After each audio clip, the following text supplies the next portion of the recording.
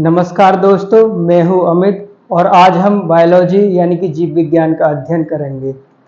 Biology दो शब्दों से मिलकर बना है। ग्रीक शब्द है वो, पहला है बायोस और दूसरा है लोगस। बायोस का मतलब होता है जीवन, लोगस का मतलब होता है अध्ययन, मतलब जीवन का अध्ययन। बायोलॉजी की जनक जो है वो है अरस्तु। बायोलॉजी को दो पार्टों में डिवाइड किया जाता है। पहला है जंतु विज्ञान, दूसरा है वनस्पति विज्ञान। जंतु विज्ञान के जनक को अरस्तु यानी कि अरस्तु कहते हैं, और जिन्होंने हिस्टोरिया एनामेलिया नामक पुस्तक लिखी जिसमें 500 से अधिक एनिमल का अध्ययन है। और दूसरा है वनस्पति विज्ञान, जिसकी खोज या जिसके जनक कहा जाता है थियोफ्रेस्टस को, और जिन्होंने हिस्टोरिया प्लांटेरियम नामक पुस्तक लिखी जिसमें 500 से अधिक पेड़ पौधों का अध्ययन किया जाता है। और आज हम अध्ययन करेंगे कोशिका यानी कि सेल। कोशिका का मतलब होता है साइटो, और जब हम कोशिका का अध्ययन करते हैं तो उसको हम बोल देते हैं साइटोलॉजी यानी कि कोशिका का अध्ययन। अब जो कोशिका होती है वो होती है प्राणी की संरचनात्मक और क्रियात्मक इकाई, जिसकी खोज की थी रॉबर्ट हुक ने। रॉबर्ट हुक ने सबसे पहले मरी हुई कोशिका की खोज की थी।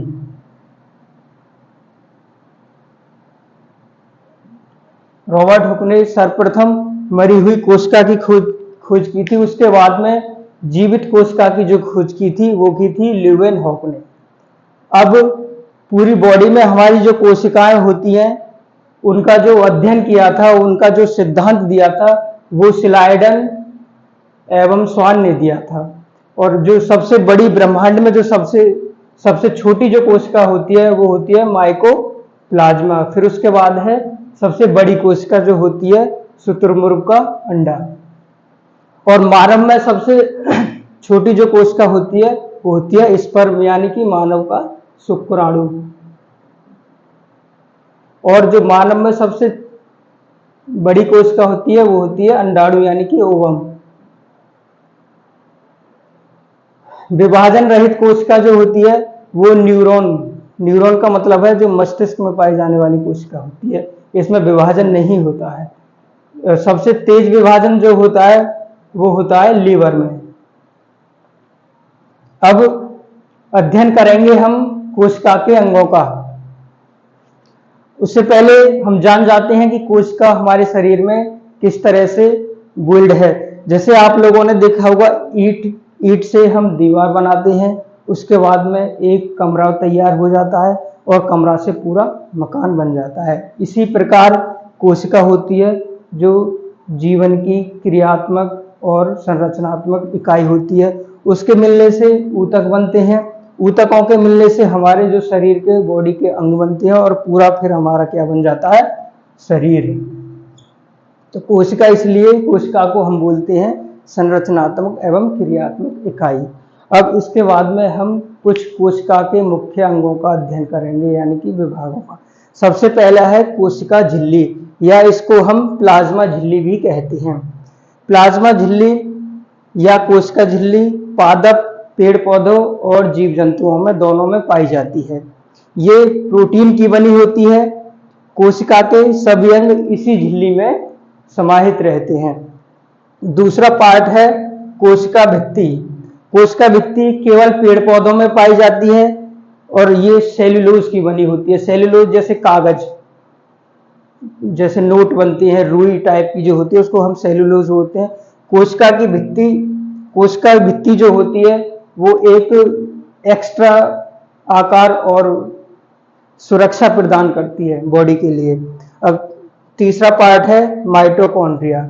माइटोकॉन्ड्रिया की जो खोज की थी वो अल्टमैन ने खोज की थी। इसकी जो आंतरिक दीवार होती है वो क्रिस्टी की बनी होती है। माइटोकॉन्ड्रिया का मुख्य भाग जो होता है वो श्वसन की क्रिया में, जो क्रेब ने खोज किया था उसको क्रेब साइकिल बोलते हैं, जो 38 एटीपी मिलकर ग्लूकोज बनाते हैं और जिससे ऊर्जा बनती है। और इसीलिए हम माइटोकॉन्ड्रिया को power house of the cell कहते हैं। इसके बाद है गोल्जी बॉडी, चौथा जो पार्ट है गोल्जी बॉडी। गोल्जी बॉडी की खोज की थी कैमिलो गोल्जी ने, क्योंकि इसमें गोल्जी है इसलिए गोल्जी बॉडी इसने नाम रख दिया। इसका क्या मतलब होता है, जैसे बॉडी के अंदर प्रोटीन है, ऊर्जा है, वो एक स्थान से दूसरे स्थान को पहुंचाने का काम होता है गोल्जी बॉडी का, इसलिए इसको परिवहन कहते हैं। पूरी बॉडी का ये परिवहन का काम करती है हमारे शरीर में गोल्जी बॉडी। इसके बाद है रसधानी। रसधानी में हमारे जो शरीर में लगभग 65% के करीब जल होता है, लेकिन हम देखते हैं जो पीते हैं वही जल हमारे पेट में नहीं रहता, बाकी जो सेल होती हैं उनमें अलग अलग जल स्टोर रहता है, वो रसधानी में स्टोर रहता है जल, इसलिए इसको हम जल संचयन भी कह सकते हैं। मतलब रसधानी का जो कार्य होता है जल को संचय करने का होता है। अब नेक्स्ट है तारककाय यानी कि सेंट्रोसोम, जिसकी खोज की थी बोबरी ने। इस तारककाय का काम क्या होता है, जैसे कि ये कोशिका होती है जो दूसरी कोशिका में डिवाइड हो जाती है, मतलब पुनर्निर्माण होता है। तो तारककाय का मुख्य काम होता है कोशिका का विभाजन करना। नेक्स्ट पार्ट है हमारा अंतः प्रद्रव्य जालिका। इसका काम क्या होता है, ये सेल के लिए आंतरिक कंकाल का काम करती है। जैसे कोई सामान हम लाते हैं तो वो एक बक्से में बंद होकर आता है और उसके अंदर व्हाइट व्हाइट सा कुछ लगा रहता है जो कोशिका के लिए सुरक्षा प्रदान करता है। आंतरिक सहायता, इसकी आंतरिक सहायता और सुरक्षा करता है। ये वसा का निर्माण करता है, प्रोटीन का संश्लेषण इसके अंदर होता है। ये इसके दो पार्ट होते हैं, पहला है स्मूथ और दूसरा है रफ। रफ पार्ट में ये डॉट डॉट बिंदी से होते हैं जो राइबोसोम कहते हैं। राइबोसोम प्रोटीन का निर्माण करते हैं। नेक्स्ट है राइबोसोम। राइबोसोम प्रोटीन का निर्माण करते हैं, इसीलिए राइबोसोम को प्रोटीन फैक्ट्री कहा जाता है। राइबोसोम 70S छोटे वाले और 80S बड़े वाले। S का मतलब सेडिमेंटेशन कोफिशिएंट होता है। नेक्स्ट है केंद्रक, मतलब न्यूक्लियस। केंद्रक का कार्य होता है सभी की देखभाल करना, कौन कौन सा कोशिका का अंग सही से प्रॉपर वर्क कर रहा है कि नहीं।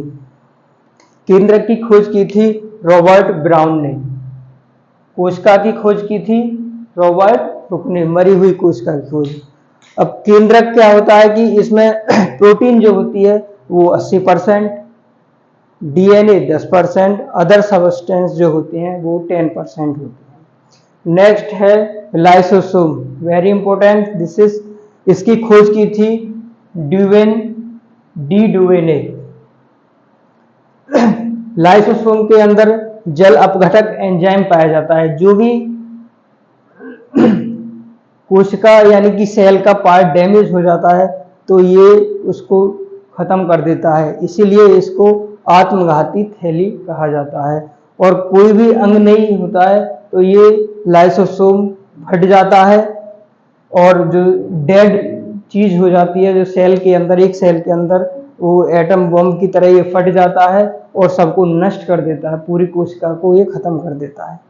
लाइसोसोम आरबीसीएस में नहीं पाया जाता है, इसीलिए आरबीसीएस स्प्लीन या प्लीहा या तिल्ली में जाकर नष्ट हो जाते हैं, इसीलिए इनको आरबीसीएस का कब्र कहा जाता है।